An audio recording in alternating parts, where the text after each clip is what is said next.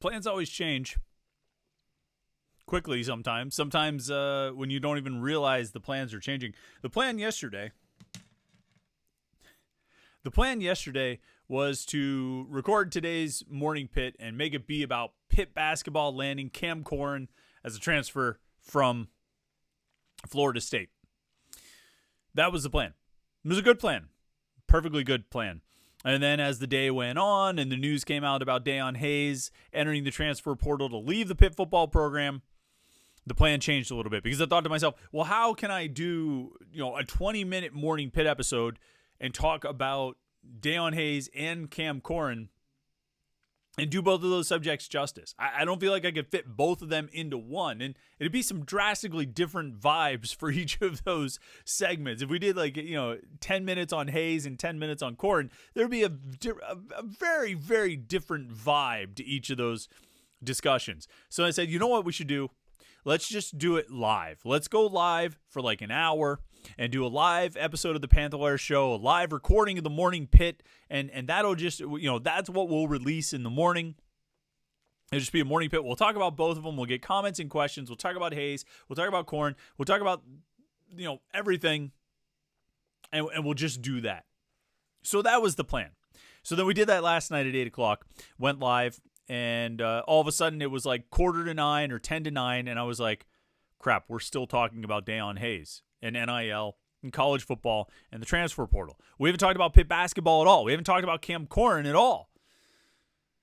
So I was like, well, let's just keep talking about Deion Hayes for the next 15 minutes. We'll wrap this up. It'll be an hour of talk about the Deion Hayes situation, and then we'll do the Tuesday edition of the Morning Pitt on Pitt basketball landing Cam Corin as a transfer from Florida State. And here we are, right back where we started, talking about Cam Corin as a transfer from Florida State. What did Pitt get in the transfer from the Seminoles? How does Corin fit into the Panthers lineup? And what's the next? How do you fill out this roster now that you've got Cam Corin as part of it? What does it look like? What is the lineup going to look like? What's the rotation going to look like? And what do they need to add to get this roster ready for next season? We're talking Pitt basketball, no football. Don't worry about the slideshow there. It's just nice pictures to look at from the blue gold game. We're not talking about football today. It's all basketball on the Morning Pitt on youtube.com/Panther-Lair.com.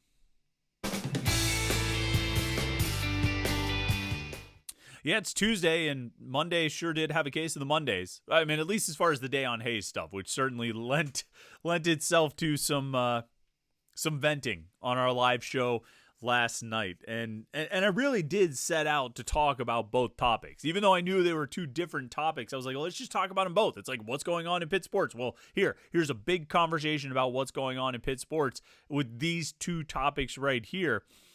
But it felt like we had to talk about Deion Hayes first because it was the most recent. It happened later in the day. And then we just kind of got out of hand and got out of control, and there was a lot that people wanted to say about it, and a lot that people had to say about it. So we just stuck with that for the remainder of the show. And it was I can't say it was fun, but it was a good conversation. We had a good conversation talking with Pitt fans about Deion Hayes going into the transfer portal and kind of what it means for Pitt going forward. And so we don't need to talk about that today. We can keep our focus instead on Jeff Capel getting his first score out of the transfer portal this offseason. It's Cam Corin, a junior forward from Florida State. He's 6'10", 225 pounds, originally from Allen, Texas. Just finished his second season at Florida State. Started 33 games over the last two seasons, played in 60, started 33, averaged 8.8 points per game, 3.7 rebounds per game. Numbers that I think if you look at them on the surface, you say, that's not a whole lot. That's not what you would exactly want to see. You want to get a little bit more out of whatever position Corin's going to fit. So let's start there by talking about where Cam Corin fits into this roster. And as simply as I can put it, as succinctly as I can put it, because sometimes, and this may be a shock to you, I am into the whole brevity thing. Pitt just got its starting center. I mean, like, that period point blank, Pitt just got its starting center for the 2024-25 season with the signing of Cam Corin, with the transfer of Cam Corin. And even though Corin, averaged 9 and 4 this past season, he had a huge game at Pitt, you might recall. It was his highlight. He scored 25 points, played 31 minutes. I forget, he made 8 baskets and, whatever, just kind of glancing through. He was 9 of 10 from the free throw line. He was dominant. It was a game that Pitt won, but Cam Corrin killed Pitt in that game. I'm trying to bring up his full stat line. There it is. He had 25 points and 8 rebounds, 4 offensive, 4 defensive. He shot 8 of 12 from the floor, 9 of 10 from 3. He had 1 assist, 1 steal, 1 block, no turnovers, 3 fouls. It was the best game of his season. It was the best game of his career. Would go 25 and 8. He had 1 double-double this past season. He had 18 and 10 against Florida.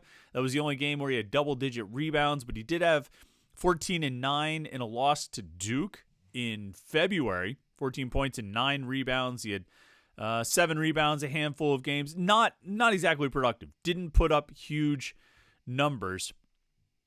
But I think what you get out of Cam Corin, and I think what the Pitt coaches believe they're going to get out of Cam Corin, is something closer to what basically what John Hughley was 3 years ago, 2 years ago, the 2021-22 season when he was 14.8 points per game. I forget what he averaged rebounding wise that season, but I mean he was productive offensively, and I think the Pitt coaches are looking at Cam Corin and seeing a guy who can give them post scoring, interior scoring, the likes of which they haven't had since Hughley that year. They haven't had an offensive threat in the post from Federico over the last 2 seasons. He hasn't been an offensive player or someone that other teams have really had to worry about offensively. Guillermo Diaz-Graham has scored from the center position, but he does that shooting threes from outside, not exactly posting up or making plays in the lane or in the interior or being a force down low. And I think Cam Corin right off the bat can be that for Pitt. I don't think he's going to be the leading scorer. I don't think he's going to be, certainly no higher than the 3rd leading scorer, and I don't even, if this season goes as I sort of expected, I don't even think he would be there. But he doesn't need to be there. He just needs to be more of an offensive threat inside than Federico or Guillermo were this past season. Because there was no threat down there. You needed to defend the perimeter. You didn't need to worry as much. Occasionally on pick and rolls or something, you might have to keep an eye on that. But you weren't going to get posted up inside. Those guys weren't going to fight for position and call for the ball. That's not what they did, and nobody ever passed it to him anyway if they did. And they didn't do it very often, so it's not really like there's much of a sample size there. I think Cam Corin is a guy who can do that, in addition to running pick and rolls, in addition to catching alley-oops and actually finishing alley-oops. You can find highlights online where it seems like it's alley-oop after alley-oop, and that's what he's able to do. And so he's going to give them, or should give them, their best offensive, their best post-scoring presence that they've had since Hughley's last good year. Not necessarily his last year, we could say his last full season. But even more than that, I think Corin is going to defend better than Hughley did. And I think obviously, Federico was a good defender when it came to rim protection and blocking shots. I think 2 years ago, like not this past season, but what are we calling last season? This most recent season. 2 years ago, Federico's breakout year, his first year at Pitt, I think he had games where he was able to sort of handle guys in the post, but I think Corin is going to be more of a presence down low defensively, not just in terms of rim protection. He's not a great shot blocker, but just in terms of being a body that gets in the way, that's able to defend and make it challenging and less appealing to go into the paint, whether you're a big guy or you're a guard or wing who's trying to drive. I think he's got that presence. And I think he's also a better rebounder than what he's shown in these 2 years at Florida State, where he averaged about 4 rebounds per game. I think he can provide more than that. I don't know if maybe Florida State, with all the length that they always have, maybe there's just more guys getting rebounds. And so this, someone playing in Corin's position doesn't necessarily put up the numbers. But I think Pitt is expecting Cam Corin to come in and be the best offensive post presence they've had since John Hughley 3 years ago, and maybe the best, defense and rebounding center they've had since, I don't know, what do you go back to? Like, Terrell Brown was a great shot blocker also, obviously, but maybe like Ryan Luther? I mean, like, I don't know, maybe like the best, all-around center since Ryan Luther, but I mean, like, you could go back and find the season when Luther averaged like 11 rebounds per game or 10 rebounds per game, but he only played like 10 games. I think you have to go back a decent ways. I mean, you go back to like Talib Zana or something like that. I mean, you have to go back a while, I think, to find another center who should have the all-around game that I think Cam Corin can come in with. And I'm not sitting here and saying that he's going to be Pitt's best center in a decade. I don't know who is Pitt's best center in the last decade. What years did Talib Zana play? Does he fit into the last decade? Let me see. Talib Zana, I should know. His last year at Pitt was 2013-14, and that year he averaged 13 and almost 9. Let's call it 13 and 9. So that's 10 years ago. That's probably the best season by a center. Really, I mean, overall, like best overall season, scoring, defense, and rebounding that we've seen in the last decade.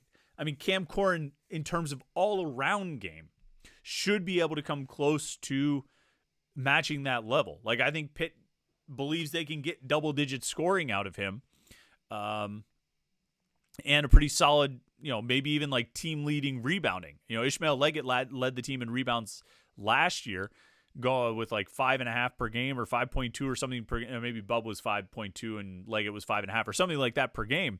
But I think they believe that Corin can legitimately be 7 or 8 rebounds per game and be the team's leading rebounder as such. Which I think would be, if nothing else, it would drastically change how this team looks and how they play. It would change everything for the guys on the perimeter. You know what I mean? Like, if you have a center who can score and be a threat to score inside, I mean, it's a game changer for the guys on the outside. And I think Corin can actually shoot the three. He did it a little bit. His freshman year at Florida State, let me find those totals. He shot 8 of 30 from 3. So not exactly a lot. But you fast forward to this past year, he only attempted 2. So, for whatever reason, Florida State didn't want him to shoot threes or he just stopped shooting threes. I think, there might be something Pitt could tap into there a little bit. Maybe he can step out and knock down a few, maybe not more than 10 or 12, but a few to add a little bit of an extra threat and a little extra dimension. I mean, we saw what Guillermo Diaz-Graham being able to shoot threes was able to produce, and how he was able to drag centers out to the three-point line. I think if Corin can at least be a little bit of a threat, that you've got to put a little defense out there, on him, that you can't just leave him the way they left Federico, who never attempted threes. I think that can be even a little bit of an extra element that he can add. Of course, there is a question of now what happens with the rest of the roster, what happens with the rest of the lineup, and specifically what happens with Guillermo Diaz-Graham. Does he work as the backup to Corin at the 5? Maybe. I could see him getting minutes at the 5, but I'm kind of coming around on the idea that Guillermo could end up being the starting 4 on this team. Some of it will depend on who they get out of the transfer portal, but they might be content to roll with Guillermo as the starting 4 this year. We saw a little bit of it this past season, not a ton, but we saw some of it. I've been told that he did a little bit more of it in practice, maybe than what we saw in games, and I think there were some encouraging signs that he showed there. His game might be better suited to play as a 4 than as a 5 on a number of levels. You know what I mean? To put him on the wing and have him move around a little bit more and be a threat from outside. I know there's questions about defense, but and Jim and I have talked about this on the live show on Wednesday nights here on youtube.com/Panther-Lair.com. There's questions about defense and, could Guillermo guard a 4? But, let's be honest. How much was Blake defending And his defense might have gotten a little bit better this year. I don't know. We could ask our guy, Steven Gertz, if he feels like Blake's defense got better this year. But Blake wasn't exactly a defensive monster out there locking guys down at the 4. So maybe that's not quite as much of a question as we might have previously thought. So maybe you can have Cam Corin at the 5, and you can have like Papa Conti backing him up and Guillermo getting some minutes there as well. You can have Guillermo start at the 4 with potentially Jorge backing him up. Like, why not have both Diaz-Grahams as your 1 and 2 at the 4? You shouldn't really call them 1s and 2s. I don't know. Do they call it that in basketball? Maybe you could have both Diaz-Grahams as your like top guys at the 4. And then, you move through, you have, obviously Zach Austin at the 3, Jalen Lowe at the 1, and then the 2. I know I've said a lot about Ishmael Leggett continuing to work off the bench. I don't know. Like the more I think about it, the more I talk to different people, I don't know if Ishmael Leggett wants to win 6th Man of the Year again. I think he's looking to come into this season and be the guy. I had heard that he was okay with that role, but I think Leggett may have some determination in trying to get himself and make sure he stays in the starting lineup. So you could be looking at a starting 5 of Jalen Lowe, Ishmael Leggett, Zach Austin, Guillermo Diaz-Graham, and Cam Corin. Now, they're not done, obviously, getting guys out of the portal. I mean, it wouldn't be surprised if there's news that comes out today. Damian Dunn, the guard from Temple, could be, he was the one who visited, and it seems like, he could be a very, likely possibility to join the roster. And then you see how he fits in. Is he line up at the 2? Does he battle with Leggett at the 2? Does he just fit into one of those backcourt spots? You're going to need to fill out the depth somewhere in there when you have Lowe and Leggett and Brandon Cummings coming in as a true freshman. And then you're going to need some other guys to kind of fill in some of those other spots and see what they can, see how you can fill out the rotation. I mean, they're never going to be a team that goes 9-10 deep. They want to have 8 or maybe 9 quality guys. Probably the rotation will whittle down to 7 like it does every year. And so, you have your starting 5 of Lowe, Leggett, Austin, Guillermo and Corin.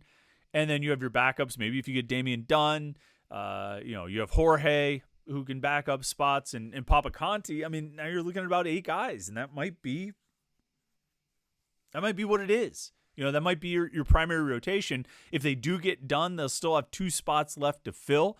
I'm sure they'll try to fill those to see what they can bring in to fill out the roster and maybe get some depth guys. I don't know if they're going to be able to land or afford a top guy beyond those 2 that we already mentioned of Corin and Dunn. But it's an intriguing roster to me. That one that I just kind of laid out. It's one that we'll have to see how the shooting develops outside. Obviously, Guillermo can shoot. I think Lowe and Leggett are decent shooters.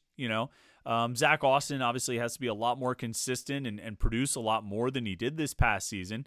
We'll see what Dunn. I forget some of his numbers. If they do land him, I mean, he shot less than 32% from 3 this past year. He was better 2 years ago, his last year at Temple. This last year he was at Houston. Before that, when he was at Temple in 2022-23, he shot almost 35% from 3. That was his best year. He averaged 15 points per game and 3 assists and almost 4 rebounds. I mean, that was his best season, and that would be the Pitt that would be the player that Pitt would be trying to land. But it's an interesting lineup. If we project it out that way. And probably what's most interesting to me about it is the change at the center position and having a guy who can score in the post as opposed and be a threat to score in the post as opposed to what they've had the past few seasons. And I think that even if you take a step back in your perimeter shooting, I think having that element inside can maybe help you make up some of that difference. If you don't have that pure shooting skill that you had this past year with Blake Hinson, you might be able to make up some of the difference when you get better shots and more open shots if you can get the ball inside to a guy who can kick it back out. I mean, how many great passes out did we see DJ Burns make last year? Now, DJ Burns is a unique case, and he's a unique specimen. He's one of God's own prototypes. I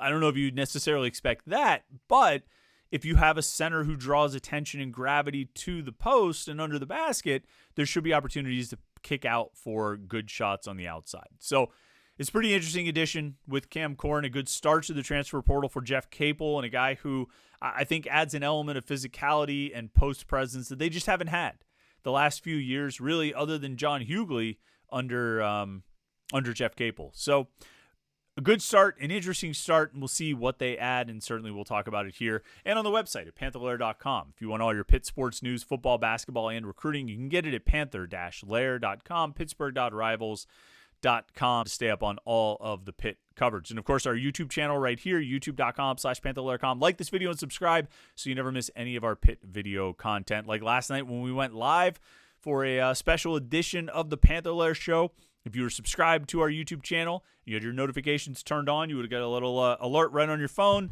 that told you, hey, Panther-Lair's going live. They're probably going to be yelling about things. Go tune in.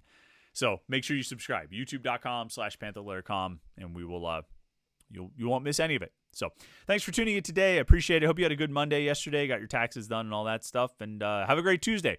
We'll talk to you tomorrow on the Morning Pit right here on YouTube.com/Panther-Lair.com.